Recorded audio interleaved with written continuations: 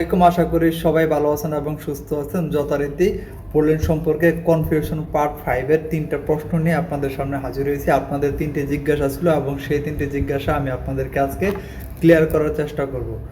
তো সেই জিজ্ঞাসার মধ্যে প্রথম যে জিজ্ঞাসা ছিল সেটা হচ্ছে যে 3 মাসের মধ্যে আমাকে পোল্যান্ড নিতে পারবেন কিনা।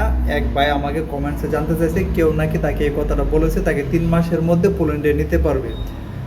তো যদি এরকম হয়ে থাকে যে আপনার ওয়ার্ক পারমিট চলে এসেছে তাহলে 3 মাসের মধ্যে হয়তো আপনি চলে আসতে পারবেন, এটা সত্য কথা। কিন্তু যদি একদম নতুনভাবে প্রসিডিওর শুরু করেন সেই ক্ষেত্রে 3 মাসের মধ্যে এটা পসিবল না। এটা আপনাকে একটা ধোকা দিতে পারবে, একটা মিথ্যা কথা বলছে।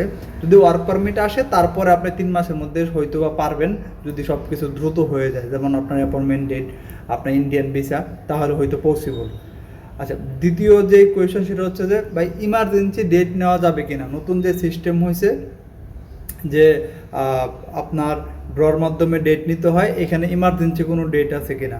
না ভাইয়া, ইমার্জেন্সি কোনো ডেট নাই, এখানে ইমার্জেন্সি কোনো ইস্যু নেই। আপনাকে অ্যাপ্লিকেশন করতে হবে ওই ইলেকট্রনিক ড্রর মাধ্যমে। আপনার যখন ডেট আসে তখনই গিয়ে আপনাকে ফাইল জমা দিতে হবে। ইমার্জেন্সি বলতে কিছু এখানে নেই। আরেকটা প্রশ্ন ছিল, আমার বয়স হচ্ছে 45, আমাকে কি পোল্যান্ডের ভিসা দিবে। হ্যাঁ ভাইয়া, আপনার যাদের বয়স হচ্ছে 45 তাদেরকে পোল্যান্ডের ভিসা দিবে। এরকম কোনো নিয়ম নেই যাদের বয়স 45 হলে ভিসা দিবে না, বিষয়টা এরকম না। তবে ইন্স্যুরেন্স করার ক্ষেত্রে যাদের বয়স 40-র উপরে তাদের হয়তো একটু টাকা বেশি লাগে, এতটুকু শুধু। তাছাড়া কোনো সমস্যা নেই।